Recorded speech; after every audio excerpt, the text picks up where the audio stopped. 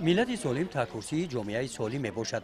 دولت و حکومت تاجیکستان با مسائل بهتر نمودن دسترسی، صفت و ثمرانوکی خدمت رسانی طبی به اهالی، اینچنین رشد شکل‌های نوی کمک اولیه طبی و سنتری اهمیت خاص می‌دهد.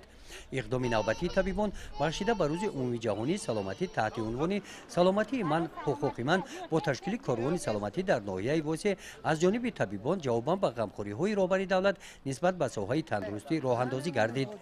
از برگزاری این چهاربینی در مرکز ناحیه دسته‌های تبلیغاتی مرکز تشکل طرز حیات سالم یک روز پیش ساکنان دهات‌ها را خبردار نمودند.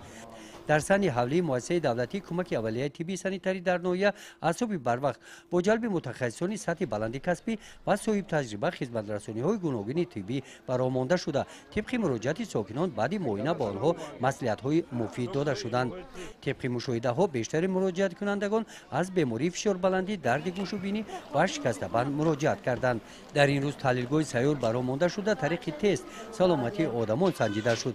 برای پیشگیری بیماری‌های سرایتی با جلب کارمندان مرکز تشکل طرز حیات سالم و رقه‌های اطلاعاتی عاید پیشگیری بیماری‌های سرایتی به ساکنان تقسیم نموده شدند.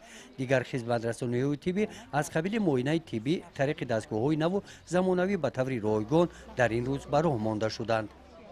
ما همارزا کوشش میکنیم که بهری دستگیری های پیشوای معظم ملت پرزیدنت جمهوری تاجیکستان محترم امامعلی رحمان با سوای تندرستی در جواباً با مردم ناحیه واسه اینچنین با مردم از ناحیه بیرون مراجعت کننده خدمت صفتناک طبی رسانیم. بخشیده به روز عمومی جهانی سلامتی کاروان سلامتی در بیمارخانه مرکزی ناحیوی هم بر راه مانده شده. در این روز طبیبان 2 عملیات جراحی را به طور رایگان انجام دادند. گزارش خواجه نظریف خدای نظر ظهروف از ناحیه واسه برای برنامه اطلاعاتی نوید.